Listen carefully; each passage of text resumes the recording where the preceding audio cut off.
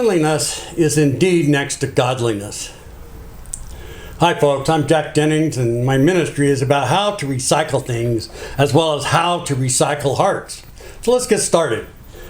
My grandmother used to use this phrase all the time, cleanliness is next to godliness, continually in her house and where I live too, mostly in the kitchens and while mopping and washing the counters and stuff and pulling out this refrigerators back then were like 600 pounds seems like, and then the wood cook stove, she had to get behind that and clean. At my house, my chores were to sweep the old linoleum floor, mop it with Clorox or then pine sol and then wax it. So can any of you remember the smell of like Clorox and the floor and pine sol or Simonized wax? It's been out there a ways. Then I would take the trash out to the incinerator and I'd light a fire to burn away everything, including some cans, milk bottle caps, all kinds of stuff. You just don't see that much anymore, or at all. I remember the talk of the town in the late 50s about a vacuum cleaner, Montgomery Ward and Kirby vacuum cleaner, which started a rage in Canyon City, Colorado, where I kind of grew up. The Kirby vacuum cleaner phase started with a door-to-door salesman offering easy payments. The Montgomery Ward catalog store introduced easy financing. My dad and my uncles, I remember them talking about it, they did not trust this easy financing stuff, but the women liked it because all they had to do is just sign a piece of paper and they were qualified for monthly payments, and voila. Well, this was definitely a win for cleanliness and was next to godliness and vacuuming. Well, things have moved forward, like 2022 now, the robot cleaners, your cat, small dog rides around on, you don't even have to vacuum anymore. Today people are on a throwaway or return to the store mentality. So, if it doesn't work, just trash it, get a new one. Throwaway society is how I, earned money. I earned money from that. So after my life change, I'll talk about that in a little bit. God helped me open up a recycling store, and I called it Recycle Jacks. At my store, people just start dropping off all kinds of stuff. Refrigerators, ranges, dishwashers, clothing, tools, household books, lots of books. So at one time, I know I had approximately 60 vacuum cleaners. That's part of this setup here today, and lamps and all kinds of stuff. But, most of them didn't work, and some were discarded as they were replacement. Well, this intrigued me, as I would take them apart and try to discover, why were they discarded? Why don't they work? So if they work, I could sell them, and just, basically just plugged or broken belt, which could be replaced pretty easily, and you could purchase it at a local store, usually near me. A little trade secret here. I found that they are more valuable for their parts that you could sell online. And here's one tip that might keep your vacuum from being discarded, and for the dumpster divers for your find. This here vacuum cleaner basically is one of them that's still, I found in the trash a long time ago. Now I've kind of pilfered a lot of the parts from this right now, but this one here is my own personal vacuum cleaner. It's very similar to this model right here, which you can interchange the parts. That's why I kept this one. It's just use parts to make this one work. So this is one kind of like the best style, because you don't have to use like a paper bag inside of them. It's just like the canisters. It's like all you got to do is just dump out the dirt here. Boy, I tell you, there's a lot of dirt in this one, and I'm not really cleaning this one up. And then these are all the filters that you got to keep them clean. This one here is pretty much just, I switched this one out with my other one, so it's not too bad. But then you've got inside here, you have the HEPA filtration system, and that's very important if you want to keep healthy in your house, the HEPA filters, as far as that goes. So, and once you do all that, just make sure that's all clean, and then you can kind of look around in here. You can take this background off here, right here, because you can see sometimes it's plugged. And so there are generally two problems, like right in this area right here. And I've got it on another camera right now, so you can kind of see it as I'm talking. But there's also this little put glasses on here. There's this statement right here. It says,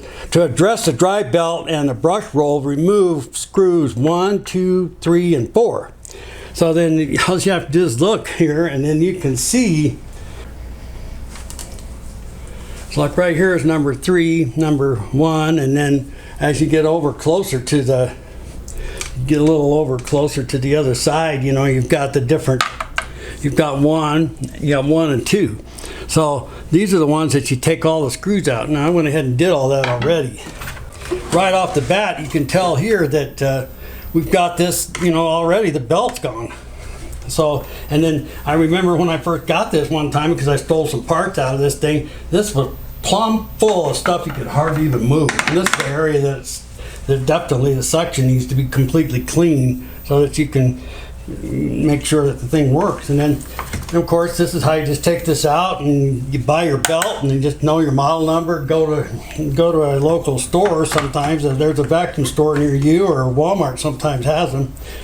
You can get a new belt, put that on there, and then this here is like the number 1 area that causes problem. The number 2 area is right here in this, because what happens right here is that this thing here gets plumb full of stuff.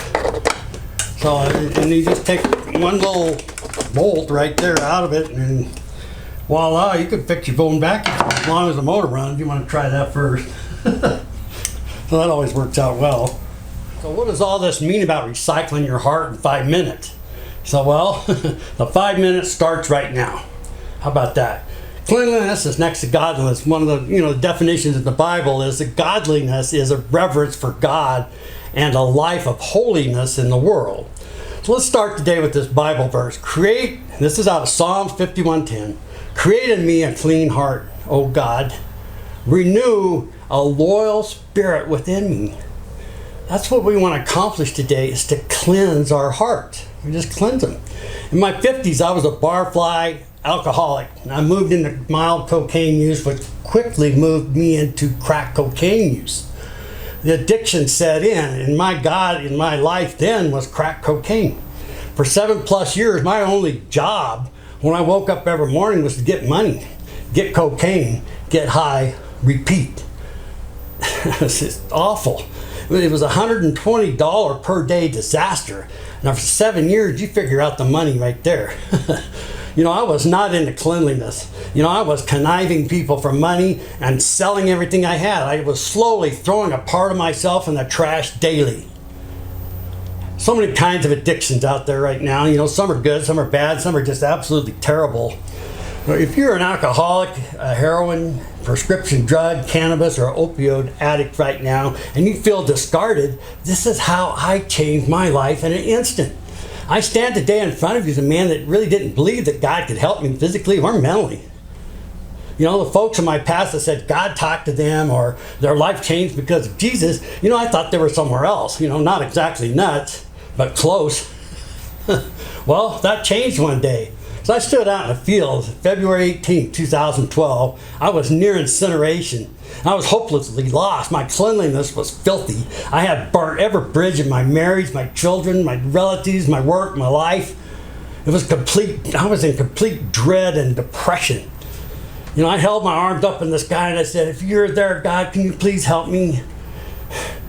And that's when a profound thought process, a voice of something or someone or something said to me, give me your heart and come follow me. Every step you take in my name, I will bless you. And I'm like, I couldn't understand that. It was like really powerful. It was a really powerful event, I could ever imagine. I was filled all of a sudden with just this love that I've never ever felt before. And I said, yes, I will give you my heart. Come follow you. And I didn't even know what was going on. But, I knew in that very moment, though, it was Jesus that was talking to me. And I was jumping up and down. And my dog was with me, jumping up and down, barking. We're both looking at the sky.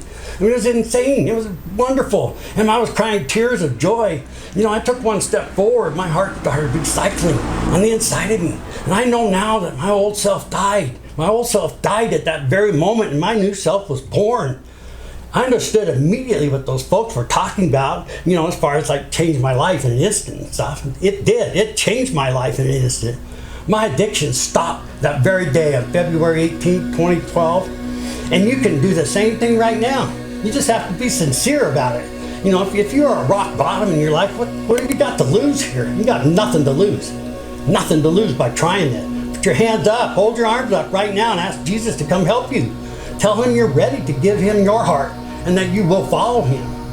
Then you will start to feel things move in your heart. It might take a little while, but don't give up. Keep asking him. There are a couple more things you need to do, to help, but your new heart will be helping you all this way. Your new heart will help you find that next step. But next week, I'll fill you in on more of that so that you can continue to do this. And that's it, folks. See you next week. If you have questions about recycling your heart, come to the Greeley Vineyard Church or Google the Vineyard USA website and find a church near you. Contact them, and there will be someone there to help you.